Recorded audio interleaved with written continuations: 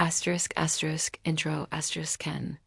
Sometimes the wilderness reveals a vulnerability so profound it demands a choice to turn away or to intervene.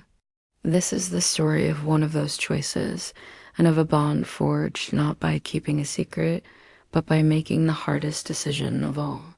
In the vast, mist-shrouded mountains of Sichuan, where ancient forests guard their secrets, life moves to a rhythm dictated by the seasons. For the people who live in the small villages dotting these slopes, it is a life of humble routine and profound respect for the wild world that surrounds them. They are shepherds, farmers, and foragers, people who understand the delicate balance between humanity and nature. But sometimes that balance is broken. Sometimes the wilderness reveals a vulnerability so profound it demands a choice to turn away or to intervene.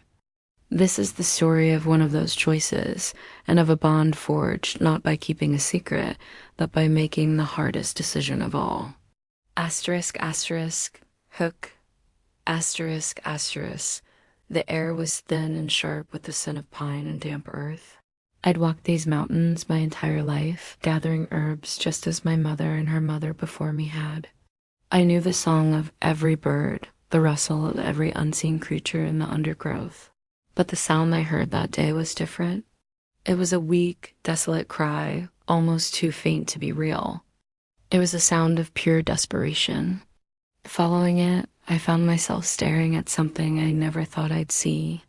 There, curled at the base of an ancient tree, was a tiny ball of black and white fur, no bigger than a house cat.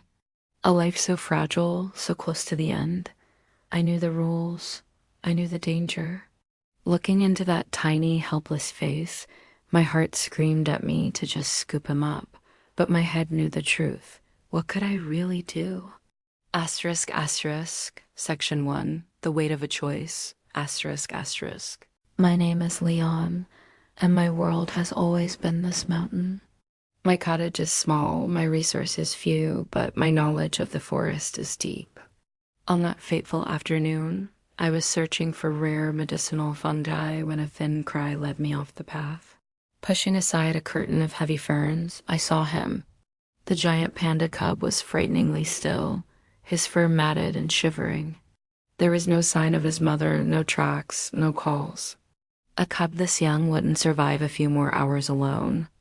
Every villager knows that to interfere with a giant panda is forbidden. They are a national treasure, protected by strict laws, and anyone who illegally keeps one could face severe punishment.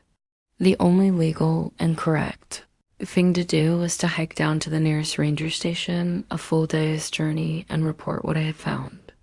My heart ached to pick him up, to wrap him in my jacket and rush him home. But I knew that was a death sentence. I had goat's milk and herbal remedies, not the specialized formula panda cubs need to survive. In that moment, he wasn't a national symbol. He was just a life, flickering like a candle in the wind. My mind screamed at me to follow the rules, to get help. My heart begged me to stay. I made my choice. It was the only one that gave him a real chance. I took off my outer jacket, gently laid it over the shivering cub to give him what little warmth I could, marked the spot in my mind, and began the long, frantic journey back down the mountain. Asterisk, asterisk, Section 2, A Race Against Time, asterisk, asterisk. Bringing the news of the cub, not the cub itself, felt like carrying a fragile hope. I half ran, half stumbled down paths I'd known my whole life, but they'd never seemed so long. Every snapped twig under my feet sounded like a clock ticking. The sun began to set and the forest grew dark, but I didn't stop. My small cottage, usually a place of comfort, was a landmark I rushed past without a second glance. The first night was a blur of controlled panic. Had I done enough? Was the jacket enough to keep him warm? Would he still be there when I got back with help? My own work was forgotten. The herbs in my basket were neglected. My world shrank to the image of that tiny, struggling creature I'd left all alone. I walked through the entire night, fueled by a desperate prayer. The moon climbed high, my only companion. I was exhausted, filled with a growing dread that I was too late, that I'd made the wrong call. Then, just as the first light of dawn broke, I saw it, the ranger station. I burst through the door, breathless, my words tumbling out in a panicked rush. My story was met not with doubt, but with immediate, focused action. A flurry of urgent radio calls, a team assembled in minutes. I wasn't punished. I was their guide. The rangers looked at me with a quiet respect for having made the grueling journey. A senior veterinarian, a kind-faced woman named Dr. Chun, rode with us. As I led them back up the treacherous mountain paths, she explained how dire the situation was. She told me that panda cubs require expert care, and that my decision to alert them was the cub's only real hope. When we finally arrived back at the ancient tree, my heart was pounding. For a terrible second, there was silence. Then a weak cry. He was still there. The team moved with practiced efficiency. Dr. Chan examined the cub, checking his breathing and temperature. "You made the right choice, Leon," she said, her voice filled with admiration. "Getting him to a conservation center is his only chance. You saved his life by knowing what asterisk, not asterisk, to do." They explained that he would be taken to the China Conservation and Research Center for the giant panda.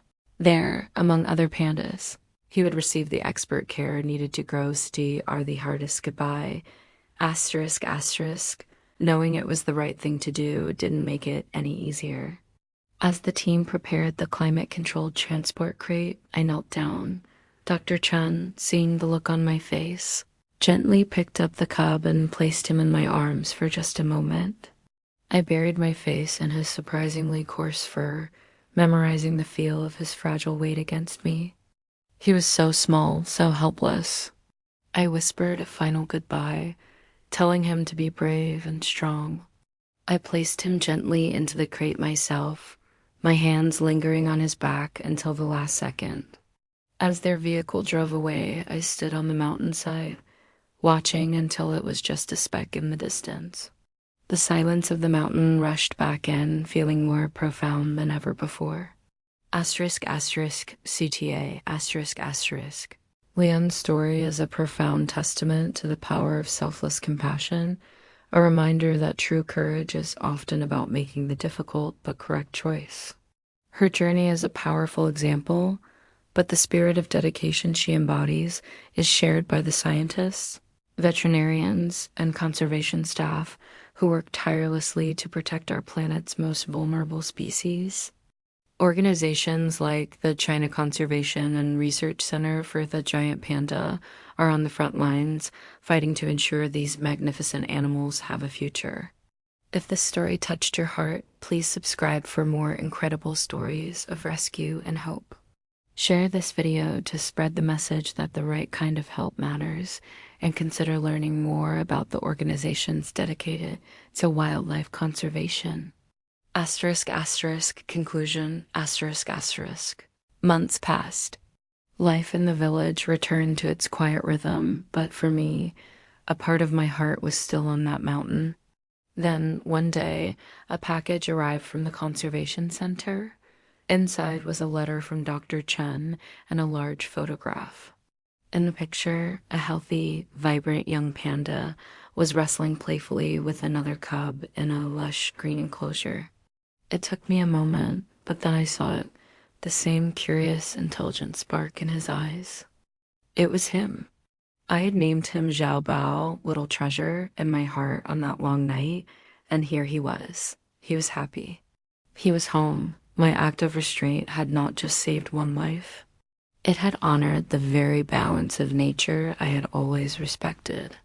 It was a ripple of hope that started in the heart of a woman on a lonely mountain, proving that true kindness isn't about possession, but about the wisdom to let go.